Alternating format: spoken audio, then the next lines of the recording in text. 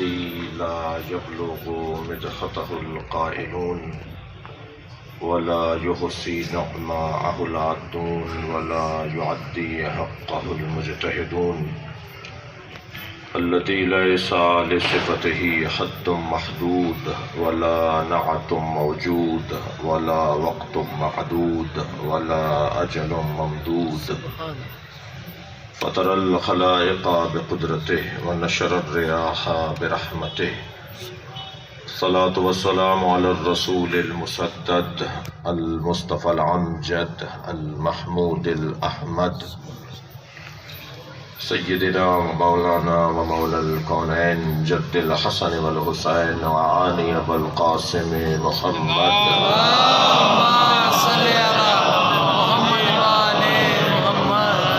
وآله الطيبين الطاهرين المعصومين الذين أذهب الله عنهم الرجس وطهرهم تطهيرا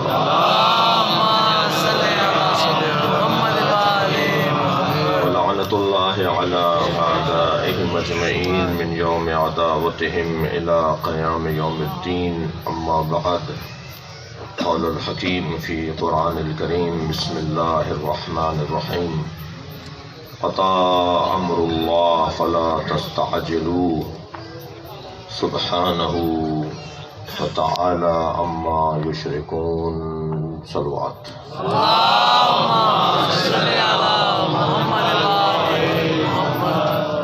عزیزم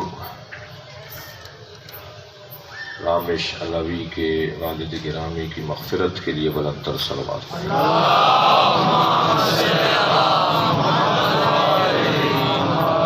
سورہ مبارکہ نحل کی پہلی آیت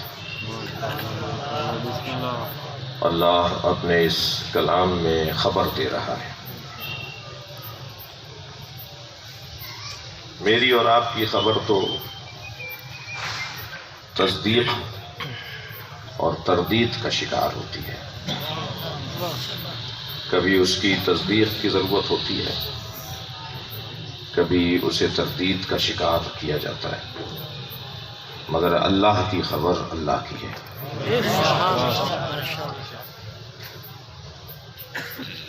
معاشرہ کچھ کہتا ہو بات اللہ کی ماننی ہے بعض اوقات ہوتا ہے کہ سب لوگ ایک بات کہہ رہے ہیں اور اللہ کچھ اور کہہ رہا ہے تو ماننی بات وہ ہے کہ جو اللہ کہہ رہا ہے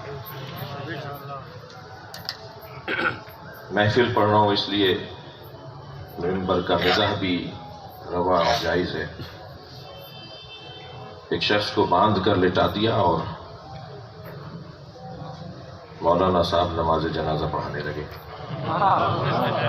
اور وہ پکار کے کہنے لگا میں زندہ ہوں اور یہ تکبیروں پہ تکبیریں پڑھاتے رہے جب جنازہ نماز مکمل ہو گئی تو کسی نے کہا کہ یہ تو مولانا زندہ ہے آپ نماز پڑھا رہے تھے کہنے لگے میں کیا کروں یہ ایک کہہ رہا تھا میں زندہ ہوں اور 40 جو میرے پیچھے کھڑے تھے وہ کہتے یہ مردہ ہے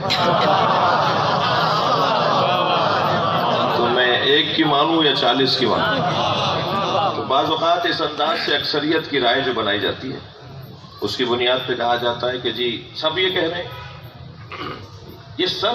ہیں اکثریت یہ کہہ رہی ہے جی بعض اوقات تو کہا جاتا ہے کہ جی کچھ تو ہوگا جو اتنا کچھ کہا جا رہا ہے دیکھیے کچھ محاورے تو ایسے ہیں جو اردو کے پنجابی کے سرائکی کے تو ہوں گے اسلام کے نہیں مثلا دین پہ دنیا بھاری یہ ایک محاورہ ہمارے یہاں بولا جاتا ہے کہ صاحب دین پہ دنیا بھاری ہے دین پر اگر دنیا بھاری ہے تو پھر قرآن کی ہم بات مانیں یا تمہاری مانیں جو قرآن یہ کہہ رہا ہے لِيُظْهِرَهُ عَلَى الدِّينِ كُلِّهِ سب پر اگر کوئی غالب وجود ہے تو وہ اللہ کے دین کا وجود ہے تو معاشرہ یہ کہہ رہا ہے کہ جی دین پہ دنیا بھاری اور اللہ کہہ رہا ہے کہ دین ہر ایک پر غالب مثلا کہا جاتا ہے کچھ تو ہوگا جو اتنی باتیں ہو رہی ہیں عزیزان گرامی یہ محاورہ تو خاص طور پر علی کے چاہنے والوں کو استعمال نہیں کرنا چاہیے اس لیے کہ کچھ بھی نہیں تھا اور شام سے مولا کے خلاف بہت کچھ کہا جاتا تھا کہہ لیں کہ وہ جو سب کہتے تھے کچھ تھا، یہ محاورہ بھی۔ اسی طرح یہ کہا جاتا ہے کہ جی زبان خلق را نقار خدا گوین، یہ جو عوام کی باتیں ہیں، یہ جو بولی جا رہی ہیں، یہ اللہ کی آواز ہے، یہ نقار خدا ہے۔ سارا معاشرہ ایک بات کرے تو ہمیں وہ بات جو اللہ کی بات سے ٹکرا رہی ہو نہیں ماننی۔ سارا معاشرہ کہتا ہے کہ دیندار نقصان میں ہے، دیندار نقصان میں ہے، دیندار خسارے میں ہے۔ یہ تقویٰ، پرہیزگاری، یہ خوف خدا ہے جو انہیں ترقی کی طرف نہیں لے جا رہی، ورنہ کہاں سے کہاں پہنچ جاتے اگر یہ بھی اوروں کی طرح یہ بھی دین سے لاابالی ہوتے۔ سارا معاشرہ کہتا رہے کہ دیندار نقصان میں ہے، اللہ کہہ رہا ہے وَالْعَصْرِ إِنَّ الْإِنسَانَ لَفِي خُسْرٍ إِلَّا الَّذِينَ آمَنُوا۔ اللہ کہہ رہا ہے کہ دیندار فائدے میں ہے، صاحبان ایمان فائدے میں ہے، صاحبان کردار فائدے میں ہے، حق بولنے والے فائدے میں ہیں، صبر کی تلقین کرنے والے فائدے میں ہیں۔ ہم اللہ کی مانیں یا لوگوں کی مانیں؟ سارا معاشرہ کہتا رہے کہ ابو طالب نے کلمہ نہیں پڑھا، اللہ کہہ رہا ہے والذین آووا ونصروا اولئک هم المؤمنون حقا، جنہوں نے نبی کو پناہ دی، جنہوں نے نبی کی مدد کی، وہی واقعی مومن ہے۔ صلوات پڑھیں گے محمد و آل خوشنودی علی ابن ابی طالب بلندر صلوات۔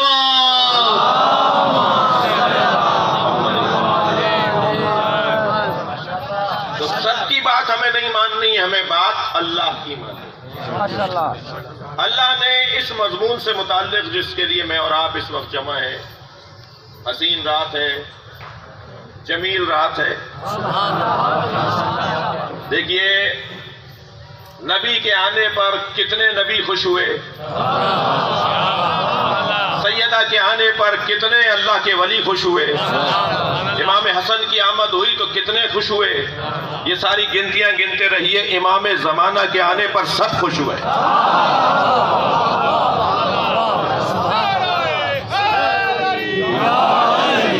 اس کی شان میں کچھ کہنے اور سننے کے لیے میں اور آپ جمع ہیں، جس کی شان میں حسین بولتا ہے۔ حل ولد المہدی یا حسین، جی یاد مہدی، ذکر مہدی، فکر مہدی، معرفت مہدی، مہدی مہدی مہدی مہدی، حضرت آدم سے لے کر امام عسکری تک کوئی ایک نبی اور کوئی ایک امام بتائیے جس نے مہدی مہدی نہ کیا ہو۔ ہر اللہ کے نبی نے، ہر اللہ کے ولی نے امام وقت کا نام لیا، انہیں یاد کیا، ان کا انتظار کیا، ان کے زمانے میں شامل ہونے کی آرزو کی۔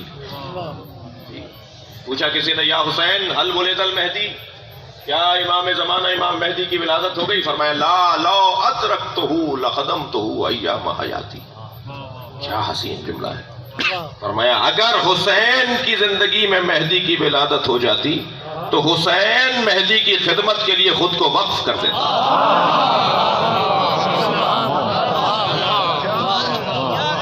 اور محمد و آل محمد بلندر صلوات۔ ہر ایک میلاد کا اپنا حسن ہے، ہر ایک آمد کا ایک جمال ہے، ایک کیفیت ہے، لیکن جس ممدوح کے لیے اس وقت ہم جمع ہیں ان کی آمد کا حسن ہی کچھ اور ان کے حوالے سے گفتگو ہی ایسی ہے کہ جس پر سب خوش ہوں گے اور سب ہمارے لیے خاص ان کا کرم ہم پر ان کا ہوگا۔ اللہ کا وعدہ لقد كتبنا في الزبور من بعد الذکر، ہم نے تین تحریریں لکھی ہیں، تینوں اصلی تحریریں ہیں، کوئی کاپی نہیں ہے،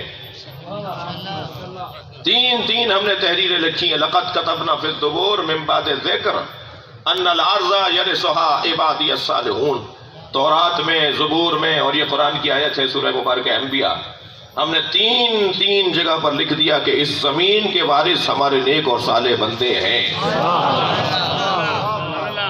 کہاں ہیں اس زمین کے وارث نیک اور صالح بندے؟ ہمیں تو ڈھونڈنے سے نہیں مل رہے حکمرانوں میں کوئی بھی اس قابل جو نماز بھی پڑھا سکے. مسلمان 56 ممالک مسلمانوں کے ہیں. آپ 1-1.5 کے علاوہ ضرور ذرا کوئی بتائیے کہ کون سا ملک ہے جس کا وزیر اعظم صدر مملکت نماز پڑھا سکتا ہو؟ کہاں صالحین کی حکومتیں ہیں؟ کہاں نیک لوگوں کے ہاتھ میں زمین کا اختیار ہے؟ اکثریت غیر مسلموں کی ہے زمین کے اوپر جن کا اختیار ہے، اور 25-40% اگر ہیں تو وہ مسلمان ہیں، تو ان کا حال یہ ہے. تو یہ جو اللہ کہہ رہا ہے کہ میں نے تم تورات، زبور، انجیل، قرآن میں لکھ دیا کہ اس زمین کی وراثت اللہ کے میرے نیک اور صالح بندوں کے پاس ہے، تو کہاں ہے؟ یہ وعدہ ہے اللہ کا. وعد اللہ الذین آمنوا منکم وعملوا الصالحات، تم میں سے جو مومن ہیں اور صاحبان کردار ہیں ان سے اللہ کا وعدہ ہے. استخلف الذین کما استخلف الذین من قبلہم، وہ تمہارے درمیان اپنا خلیفہ بنائے گا جیسے تم سے پہلے والوں کے درمیان بھی اس نے خلیفہ بنایا. جی حضرت آدم کو اللہ نے بنا کے بھیجا، وہ اشارہ ہے، ورنہ جو تاریخ میں اس عنوان کو یاد کیا گیا ہے وہ تو اللہ نے نہیں بنایا. یہ اللہ کا وعدہ. اب یہ ہے کچھ آیات قرآن مجید کی جو اللہ کے وعدے سے متعلق ہیں، اور یہ آیت جو میں نے آپ کے سامنے تلاوت کی سورہ نحل کی پہلی آیت، یہ اللہ کا وعدہ نہیں ہے، اس وعدے کا اعلان ہے. دیکھیے ایک مرتبہ کہا کہ میں خلیفہ بناؤں گا، میں تمہارے لیے زمین پر نیک اور صالح بندوں کے ہاتھ میں اختیارات دوں گا، یہ وعدے ہیں اللہ کے. اب اس آیت میں وعدہ نہیں ہے، اعلان ہے، وعدہ ہے. مجھے وعدہ کیا تھا پورا کر رہا ہوں. عطا امر اللہ، جان لو اللہ کا امر آ چکا. یہ امام کی ولادت پر دلیل آیت ہے. عطا امر اللہ فلا تستعجلوہ، خبردار اسے پانے میں جلدی نہ کرو، بھیجوں گا جب تم اس قابل ہو جاؤ. سبحانہ وتعالی عما یشرکون. اور یقین جان لو کہ کوئی بھی نہیں ہے جو اللہ کے ساتھ شرک کر سکے، اللہ کے ساتھ شراکت رکھ سکے. عطا امر اللہ، یہ آیہ کریمہ امام کی ولادت پر دلیل ہے. امام کی ولادت ہو چکی ہے، امام دنیا میں آ چکے ہیں. تقریباً 250 سے زیادہ اہل سنت علماء کرام کی کتابوں کی تلاش مکمل ہو چکی ہے جو اس عقیدے کے حامل ہے کہ امام کی ولادت ہو چکی ہے اور غیبت میں ہے. اور وہ بہت جلد، ہمارے ایک اہل سنت عالم دین نے جو محنت کی ہے وہ بہت جلد زیور طباعت سے آراستہ ہوگی اور وہ سنی شیعہ مسلمانوں تک پہنچے گی. تو میں یوں کہہ دوں کہ ولادت کے باب میں، ولادت کے عنوان سے شیعہ میں کوئی اختلاف نہیں ہے. ہر اثنا عشری، ہر شیعہ اس بات کا یقین رکھتا ہے کہ امام کی ولادت ہو چکی ہے. اور یہ جو میں نے آپ کو حوالہ دیا ہے کہ 250 سے زیادہ اہل سنت کے ان علماء کرام کی لسٹ اور کتابیں تلاش کی جا چکی ہیں کہ جن کا عقیدہ یہ ہے کہ حضرت مہدی کی ولادت ہو چکی ہے، وہ اہل سنت کے بزرگ علماء کرام ہیں. لہٰذا اگر اختلافی موضوع ہے بھی تو وہ میرے سنی بھائیوں میں ہے. ایک تعداد کہتی ہے ولادت نہیں ہوئی، اور ایک انہی کے درمیان سے تعداد کہتی ہے کہ ولادت ہو چکی ہے. ویسے جو بھی ولادت کو نہیں مانے گا نا، توجہ چاہوں گا، جو بھی ولادت کو نہیں مانے گا نا وہ بند گلی کا شکار ہے. کون ہے حجت خدا آج؟ کون ہے جس کی وجہ سے زمین ٹکی ہوئی ہے؟ کون ہے جس کی وجہ سے آسمان پھٹ نہیں رہا، آسمان گر نہیں رہا؟ کوئی تو ہے کہ جو امن و امان کا سبب ہے، جسے حجت خدا کہا جاتا ہے. اب یہ اور بات ہے کہ میں انہیں پہچان نہیں پا رہا تو غیبت میں ہوں، وہ نہیں ہے. کیا معلوم؟ اسی صلوات پڑھیں محمد و آل محمد. برائے خشنودی امام زمانہ بلندتر صلوات. کیا معلوم اس وقت محفل میں ہمارے تشریف فرما ہو، بلکہ یقین سے صلوات پڑھیے تو حضرت آ جائیں.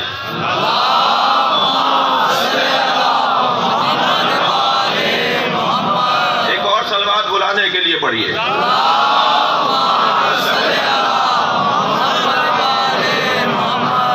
امام اس وقت ہمارے درمیان موجود ہیں. میں انہیں دیکھ نہیں پا رہا, نہیں میں انہیں پہچان نہیں پا رہا. اسی کو غیبت کہا جاتا ہے. حاضر ہے, ظاہر نہیں ہے. 40 سال تک نبی مکے میں حاضر رہے, ظاہر نہیں تھے. صلوات پڑھیں محمد و آل محمد.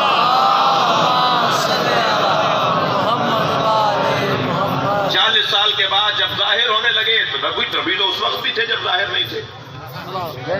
نبی اس وقت بھی تھے جب حاضر تھے اور ظاہر نہیں تھے. لیکن جب پہچاننے لگ گئی امت اور لوگ پہچاننے لگ گئے تو اس وقت ظہور ہو گیا.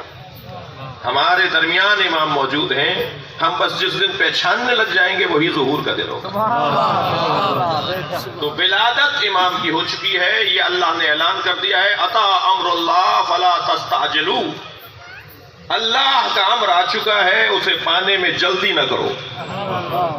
تم نے پہلے پانے میں بہت جلدی کی تو اس کا نقصان ہوا, اب اللہ پہ چھوڑ دو. میں تو اس مرحلہ گفتگو کو 2 مصروں میں اس طرح سے یاد کروں گا کہ یہ تو طے کریں کہ ہم منتظر ہیں یا وہ منتظر ہیں. ہم منتظر ہیں تو وہ منتظر, وہ منتظر تو ہم منتظر. کون ہے جو منتظر ہے؟ شاعر لکھنوی نے کیا خوب 2 مصرے کہے, ہم ان کی دید کے طالب و حکم خالق کے. واہ واہ کیا کہنے. توجہ چاہوں گا, ہم ان کی دید کے طالب و حکم خالق کے. مزہ ہے دونوں طرف انتظار ہوتا ہے. صلوات پڑھیں محمد و آل محمد.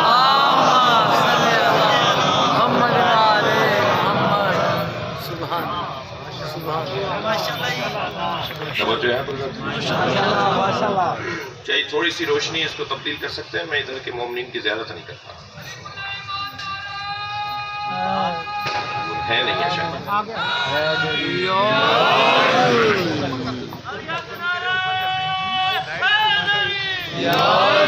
ممتاز آقا اگر آواز سن رہے ہیں تو کیمرے کی لائٹ بند کرتے تو اور اچھا.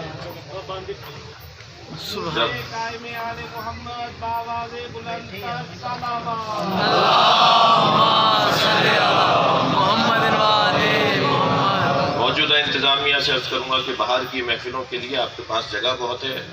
باہر سے روشنی کا اگر انتظام ہو, یعنی اوپر سے روشنی کا انتظام ہو, تو یہ کیمرہ والے دوست جو ہیں وہ آسانی ہو جائے گی. سلوات پڑھیں ذرا محمد. اس سے بہتر اور بلند سلوات پڑھیں.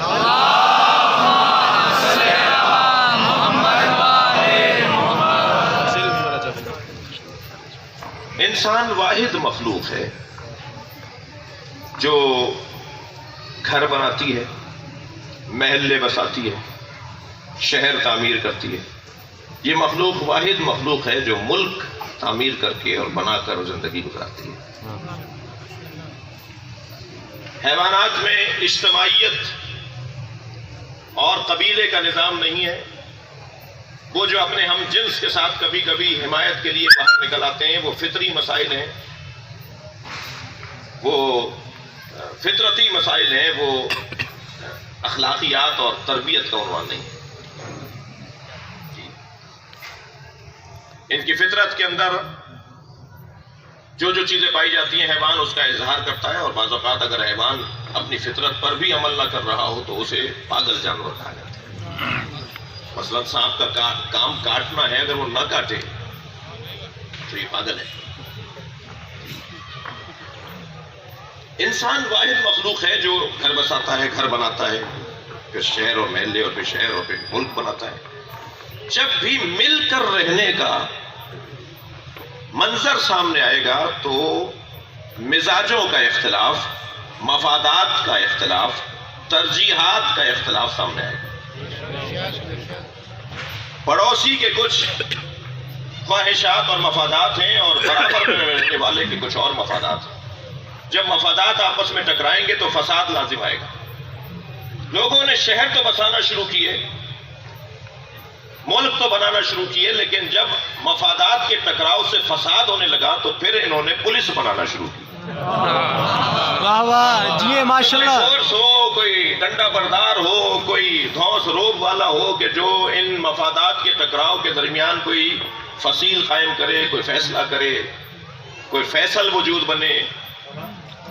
لیکن عزیزان گرامی، یہ جو باہر کی طاقتیں مفادات کے ٹکراؤ کو روکنے کے لیے کار فرما ہوتی ہیں، وہ اتنی ناقص ہیں، وہ اتنی کمزور، اتنی ناتوان ہیں کہ وہ تو انہی مسائل میں بول سکتی ہیں اور کچھ قدم اٹھا سکتی ہیں جو انہیں نظر آ رہا ہو یا جسے وہ سن لیں. جن باتوں کو وہ سن نہیں پا رہے، جن باتوں کو وہ دیکھ نہیں پا رہے، ان کے بارے میں کوئی رائے نہیں دیں گے.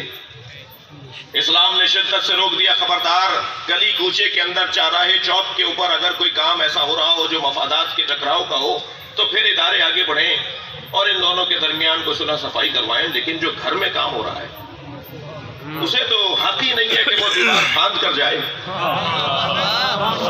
اور وہاں جا کر دیکھے اور پھر اس کو دیکھنے کے بعد کوئی فیصلہ لے. یہ تو اسلام روک رہا ہے، یہ تو شریعت روک رہی ہے، یہ تو اخلاقیات روک رہے ہیں. تو پھر یہ جو باہر سے ایک طاقت بنائی گئی ہے کہ جو انسانوں کے درمیان آنے والے مفادات کے ٹکراؤ کو ایک فیصلہ کریں اور ان کے بارے میں کوئی حل نکالیں، وہ تو ناقص ہے. اللہ نے اگر ہمیں مدنی الطب بنایا ہے، اگر ہمیں شہری انسان بنایا ہے اور شہری حیوان بنایا ہے، مل کے رہنے والا بنایا ہے، تو پھر اللہ نے کیا انتظام کیا کہ اگر ہم بند کمرے میں بھی کوئی غلط کام کر رہے ہو تو اللہ کی طرف سے کوئی نظام ہو جو ہمیں کنٹرول کرے. عزیزان گرامی، وہ جو بند کمرے میں اللہ کی طرف سے کنٹرول کرنے والا نظام ہے اسے اولی الامر کہا جاتا ہے. وہ وہاں بھی دیکھ رہا ہوتا ہے جہاں ہر ایک کی نگاہیں نہیں ہوتی. یہ جہاں باب فضائل ہے کہ نبی جیسے آگے دیکھتے تھے ایسے پیچھے بھی دیکھتے تھے، وہاں معاشرے کی اور سماج کی ضرورت بھی ہے کہ کوئی ایسا وجود ہو کہ جو ہر حال میں دیکھتا ہو اور ہر جگہ دیکھتا ہو. محمد و اہل بیت محمد آواز بلند کر صلوات. محمد والی. کوئی ایسا وجود ہو جو ہر جگہ دیکھتا ہو اور ہر ایک کو دیکھتا ہو اور دیکھنے کے بعد اس کا تبصرہ بھی معقول ہو اور یقینی ہو اور حتمی ہو. لہذا دروازے پر ایک شخص نے آ کر جب امام سے ملاقات کی خواہش کی اور کنیز نے اسے بتایا کہ حضرت اس وقت کسی ملاقات میں ہے، کچھ دیر تمہیں انتظار کرنا ہوگا، تو اس نے دروازے پر اس کنیز کی طرف خیانت کی نگاہوں سے دیکھا اور مجرمانہ دست درازی کی. تو امام نے اندر کے حجرے سے آواز لگائی کہ ہم دیواروں کے بعد بھی دیکھتے ہیں، خبردار ہوشیار رہنا. تو اب کوئی ایسا وجود ہونا چاہیے کہ جو اللہ کی طرف سے معاشرے میں پھیلنے والے فسادات کو روکنے کے لیے ہر جگہ دیکھ سکتا ہو. لہذا یہ اگر آنکھیں بند کر کے بھی لیٹے اور بیٹھے ہوں، سو بھی رہے ہوں، تو یہ آنکھیں بند بھی ہوں تب بھی دیکھتے ہیں، اس لیے کہ ان کی آنکھیں عین اللہ نہیں ہیں، ان کا وجود عین اللہ. مکمل وجود جو اللہ کی طرف سے دیکھنے کے لیے اور نظارت کرنے کے لیے قرار دیا گیا. ہر دور کے اندر پروردگار عالم نے ایک اولی الامر، ایک صاحب امر کو قرار دیا جو معاشرے کو کنٹرول کرے، جس کے پاس اعمال پہنچے اور وہ ان اعمال کی بنیاد پر لوگوں کے لیے اللہ کی بارگاہ میں اپنی فیصلے کا اظہار کرتے. لہذا قیامت میں جب نام عمل دیا جائے گا تو ہر شخص کے نام عمل پر اس کے زمانے کے امام کے دستخط ہوں گے. یہ فائل ہم سب کی فائلیں پہنچیں گی، مگر ہماری فائلوں پر ہمارے وقت کے امام کے دستخط ہوں گے. اسی لیے کہا جاتا ہے کہ برا کام کرنے سے پہلے سوچ لیا کرو، اللہ کے پاس پہنچنے سے پہلے امام تک پہنچے گا. اور اگر امام کو تمہارے کسی عمل سے تکلیف ہو گئی تو یہ اس دشمنی سے کم دشمنی نہیں ہے کہ جو کھلے دشمنوں نے اہل بیت کے ساتھ ظلم کیا. امر الہی، اللہ کا امر آ چکا. عزیزان گرامی، عجیب رات ہے. اس رات میں ہمیں اعمال انجام دینے ہیں اور ساری رات اللہ کی عبادت میں گزارنی ہے. میرا تو دل کہتا ہے کہ جو اس رات میں ہمیں سجدے میں پڑے رہنے کا حکم ہے، اس کا ایک سبب یہ بھی ہے کہ تم اتنا سجدہ کرو کہ امام کے آنے کا شکریہ ہو جائے. اس رات کے اختتام پر جو اللہ کی طرف سے ہمیں انعام نصیب ہوگا وہ ایسا انعام ہے کہ جس انعام کا کوئی نعم البدل نہیں ہے، کوئی اس کا بدل نہیں ہے، کوئی اس جیسا وجود نہیں ہے۔ ہر شخص اس کی آمد کے انتظار میں ہے۔ جناب اسحاق ابن احمد میرے مولا امام حسن عسکری علیہ السلام کے نمائندے اور سرزمین قم پر امام کے سفیر اور نمائندے ہیں۔ امام سامرہ میں رہتے ہیں۔ حضرت احمد ابن اسحاق جو ہیں وہ قم کے اندر رہتے ہیں۔ وہ کہتے ہیں کہ میرے شہر کے اندر ایک یہودی منجم رہتا تھا۔ اچانک دروازے پہ دستک ہوئی تو میں نے جا کے دیکھا کہ وہ یہودی منجم کھڑا ہے۔ مجھے پہلے تو یہ تشویش ہوئی کہ اس کا میرا کوئی تعلق نہیں ہے، کوئی سلام دعا نہیں ہے، ہمارا ان جیسے لوگوں سے کوئی تعلق نہیں ہے، واسطہ نہیں رکھتے ہم ایسے لوگوں سے، یہ میرے دروازے پر کیوں کرایا ہے؟ تو بہرحال یہودی تھا، منجم تھا، اختلاف نظر ہو سکتا ہے، مگر اخلاقیات یہ کہتی ہیں کہ دروازے پہ آئے ہوئے سے بات کرو۔ میں نے پوچھا کہ کوئی حاجت ہے؟ کہ میرے پاس مجھے کوئی حاجت نہیں ہے، لیکن میں رات میں جو رات گزری ہے اس رات میں اپنے حساب و کتاب میں مصروف تھا۔ اس واقعے کو، اس روایت کو لکھا یوم الخلاص کے اندر۔ میں اپنے حساب و کتاب میں مصروف تھا کہ ایک مرتبہ مجھے محسوس ہوا، اللہ اکبر، کہ ایک آمد ہوئی ہے زمین پر جو اس سے پہلے نہیں تھی۔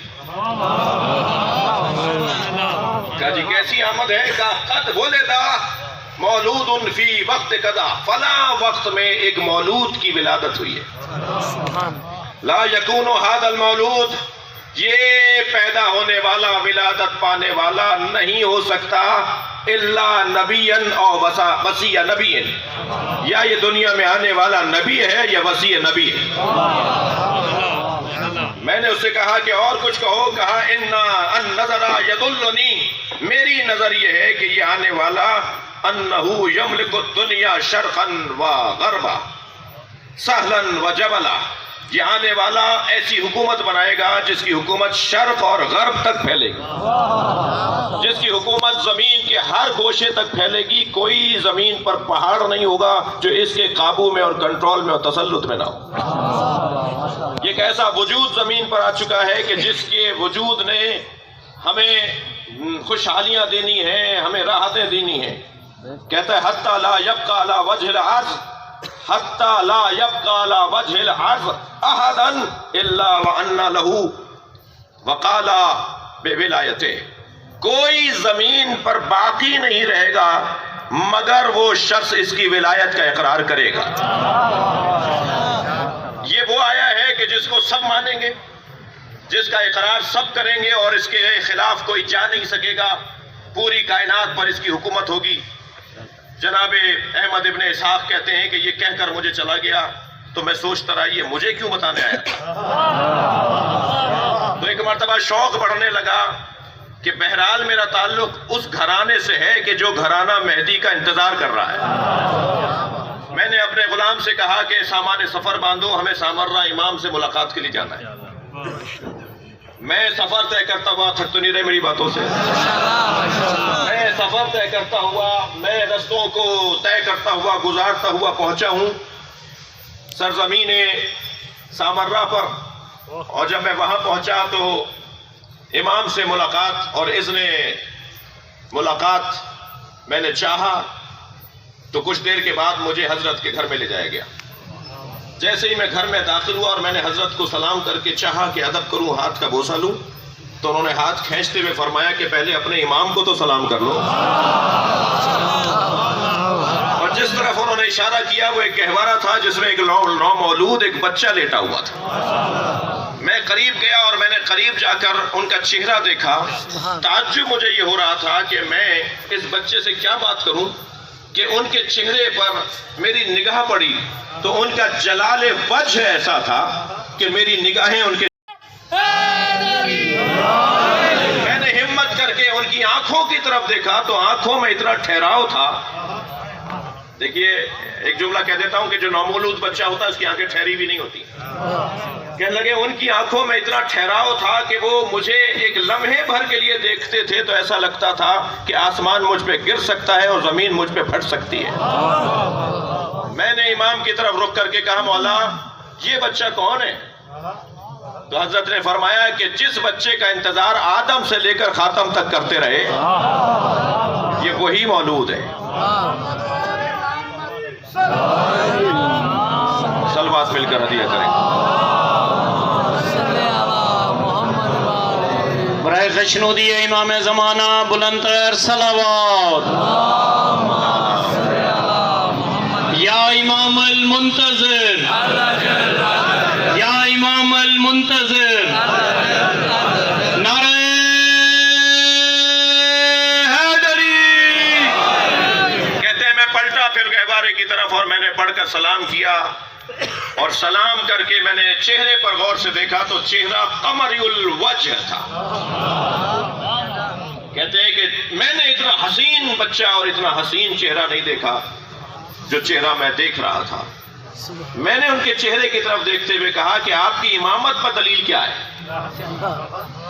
اچھا یہ شاید حضرت احمد ابن اسحاق نے اس لیے بھی کیا ہو کہ روایت بنے اور ہم تک پہنچے۔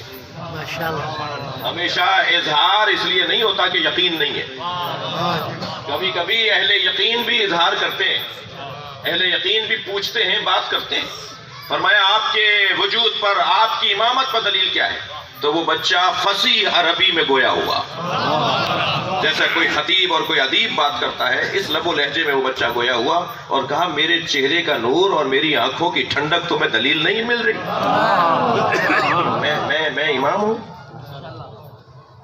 عزیزان گرامی، دو وجود ایسے ہیں کہ جو ایک دن میں ایک مہینے کے برابر نشو و نما پاتے تھے، اور ایک مہینے کی نشو و نما ایک سال کے برابر ہوتی تھی، اور ایک سال کی نشو و نما 10 سالوں کے برابر ہوتی تھی۔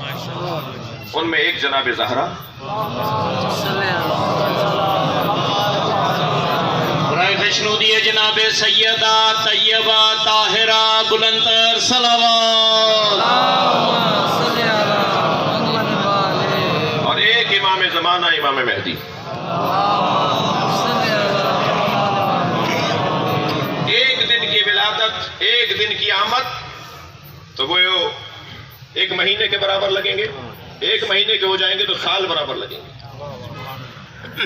جناب زہرا کی یہاں بھی اسی طرح کی کیفیت تھی۔ یہ بچہ سوال کرتا ہے نا کہ 18 سال کی عمر تو بی بی کی شادی کتنے سالوں میں ہوئی ہوگی؟ یہ الجھنیں دور ہو جائیں گی اگر بی بی کی عظمت کا یہ باب کسی پر روشن ہو جائے کہ ایک سال میں 10 سال کے برابر لگتی تھی۔ یہی کیفیت امام زمانہ کے بارے میں بھی ہے۔ 5 سال کے لگ رہے ہیں کہ جب امام چند مہینوں کے ہیں، جب امام نے اپنے والد کی نماز جنازہ پڑھائی ہے تو چند مہینوں کے ہیں، اور آئے ہیں گھر سے نکل کر آئے ہیں۔ اس وقت میں کہا جی 5 سالہ کم و بیش 5 سالہ بچہ تھا جو گھر سے نکل کر آیا، اور اس نے جعفر سے کہا کہ چچا پیچھے ہٹیے نماز میں پڑھاؤں گا۔ تو جعفر ابن علی نے یہ نہیں کہا، جی یہ نہیں کہا کہ بچہ کیسے نماز پڑھائے گا، میں تو اس گھر کا بڑا ہوں۔ انہوں نے بھی امام کو جگہ دے دی۔ کبھی اگر امام کی اولاد کا کوئی کام سمجھ میں نہ آ رہا ہو تو شک نہ کرنا، اس کے پیچھے حکمت ہوتی ہے۔ محمد حنفیہ نے اگر دعویٰ کیا امامت کا تو اس پہ شک نہیں کرو، وہ اس لیے کہ سب کو جمع کر کے امام کے حوالے کرنا تھا۔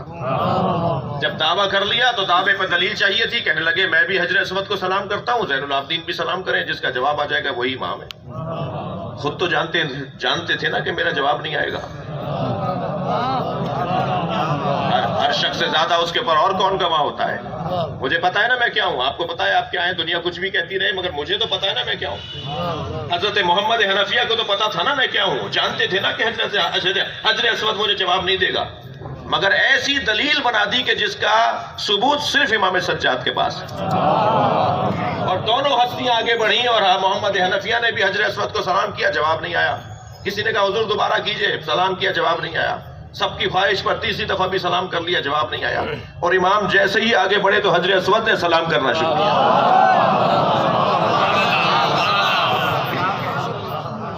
تو اسی طرح جعفر نے بھی امام کے حوالے کرنا تھا پورا ماحول، فوراً پیچھے ہٹ گئے جب حضرت نے کہا کہ چچا میں نماز پڑھاؤں گا۔ اور امام کیا وہ 5 سال کا عمر کا ایک بچہ تھا، وہ تو چند مہینوں کی ولادت تھی۔ میرے کچھ بھائی یہاں تشریف فرمائے جو میری جان ہے، وہ بعض اوقات کہتے ہیں کہ شیعوں کی کچھ باتیں ہمیں سمجھ میں نہیں آتی، میں ان سے مخاطب ہوں، اتنے عرصے سے زندہ ہے، اتنی لمبی عمر، اچھا تعجب کے جملے کہتے وہ ہیں جو توحید زیادہ کرتے ہیں۔ بھائی تم اللہ زیادہ کرتے ہو تو اللہ کی قدرت کو مانتے نہیں ہو؟ کہنے جی اتنی مدت سے کیسے زندہ ہے، 1150 سال گزر گئے اب تک کیسے زندہ ہے؟ تو میں انہیں ایک جملہ کہہ دوں، کہوں گا پیار سے، اگرچہ اختلاف رائے کے ساتھ، محبت سے اور پیار سے بات کر رہا ہوں۔ عزیزان گرامی، جو یہ کہنا کہ اتنی مدت سے زندہ کیسے ہیں، ان سے پہلے تو یہ سوال کرو کہ تم زندہ کیسے ہو؟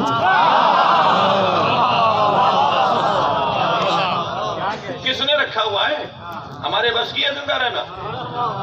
ہم تو روزانہ ہے اپنے ہی خلاف کام کر رہے ہوتے ہیں، ہم تو جو کھا رہے ہوتے ہیں وہ بھی نہیں پتا ہوتا کہ اس میں زہر ہے یا یہ ہمیں نقصان نہیں پہنچائے گا، ہم تو خود اپنے نقصان کے لیے روزانہ صبح شام کام کر رہے ہوتے ہیں، پھر یہ کس نے ہمیں زندہ رکھا ہوا ہے؟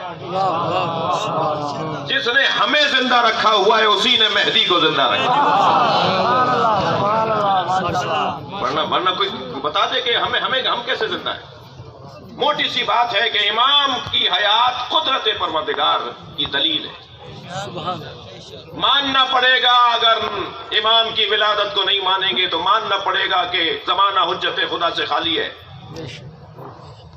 سنی شیعہ نے حدیث لکھی کہ من ماتا ولم یعرف امام زمانہ فقط ماتا میتۃ جاہلیہ، جو اپنے زمانے کے امام کی معرفت نہ رکھے، اسے نہ پہچانے، اسے نہ جانے اور مر جائے تو وہ کفر کی موت مرے گا۔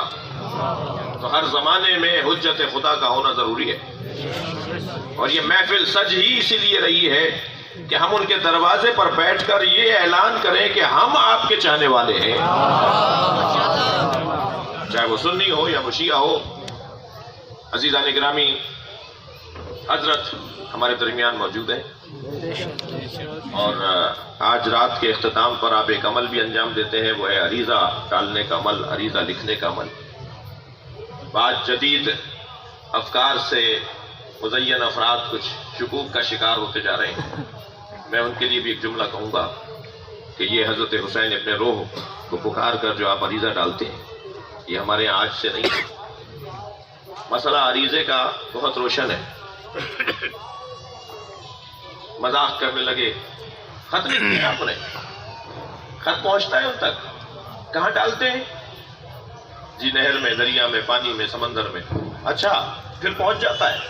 تو اس طرح کے لب و لہجے میں ہم سے بات کرنے والے افراد کچھ ہمارے احساسات اور جذبات کو مجروح کر رہے ہوتے ہیں۔ میں ان سے مخاطب ہوتے ہوئے اپنے بچوں کو بھی 2-3 دلیلیں دینا چاہتا ہوں۔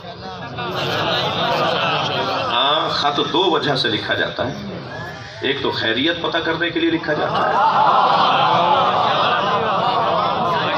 دوسرے خط لکھا جاتا ہے اپنی حاجتوں کو بیان کرنے کے لیے۔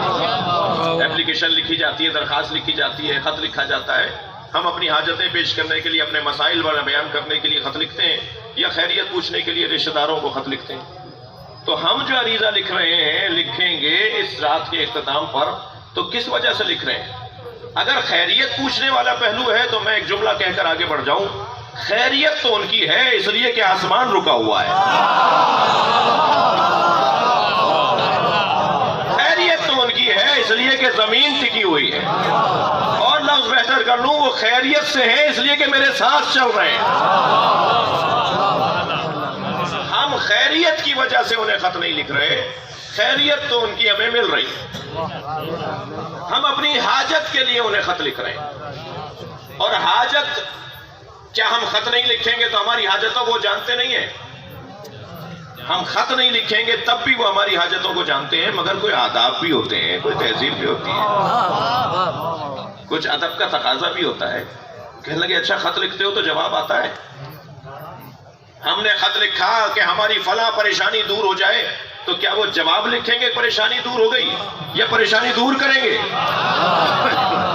بس اگر ہماری परेशानी दूर हो रही है तो यही तो जवाब है। वो इत्मीनान कल्ब बढ़ रहा है, वो सुकून दिल बढ़ रहा है, वो इस दरवाजे पर यकीन बढ़ रहा है, वो परेशानियों से लड़ना और निमटना सीखा जा रहा है, तो ये जवाब ही तो है उनका। अज़ीज़ान गिरामी, उनकी जानिब से हम पर खुसूसी करम है, निगाह खास है साहिबुल असर की। जान लीजिए इमाम के असहाब की 6 सिफात सूरह मुबारक आले इमरान के अंदर जो बयान हुई, या अय्युहल्लज़ीना आमनू मन यर्तद्द मिनकुम अन दीनिही, ऐ साहिबान ईमान अगर तुम में से कोई मुर्तद हो गया तो जान लो फसौफ यातिल्लाहु बिक़ौमिन, अल्लाह एक कौम को ले आएगा। तुम्हारे जाने से कोई फर्क नहीं पड़ेगा, तुम्हारे जाने से कोई इमाम बारगाह बंद नहीं होगा, तुम्हारे मरने से मस्जिद बंद नहीं होगी, तुम्हारे जाने से तंजीमें बंद नहीं होंगी। तुम नहीं थे तब भी निजाम इलाही था, तुम चले जाओगे तब भी जिक्र हुसैन रहेगा। तुमसे अज़ादारी नहीं है, तुम अज़ादारी से हो। तुम्हारा कोई एहसान नहीं है अल्लाह के दीन पर। मन यर्तद्द मिनकुम अन दीनिही, अगर तुम मर गए, अगर तुम मुर्तद हो गए तो जान लो फसौफ यातिल्लाहु बिक़ौमिन, अल्लाह एक कौम को ले आएगा। ये असहाब इमाम ज़माना की 6 सिफात बयान हो रही हैं इस आयत करीमा में। वो पहली सिफत क्या है? युहिब्बुहुम, अल्लाह उनसे मोहब्बत करता होगा। मुझे यहाँ थोड़ी देर 2 जुमलों के लिए रुकना है। ये अल्लाह की मोहब्बत नहीं है कि सारी दुनिया आपको मारना चाहती है और आप फैलते जा रहे हैं।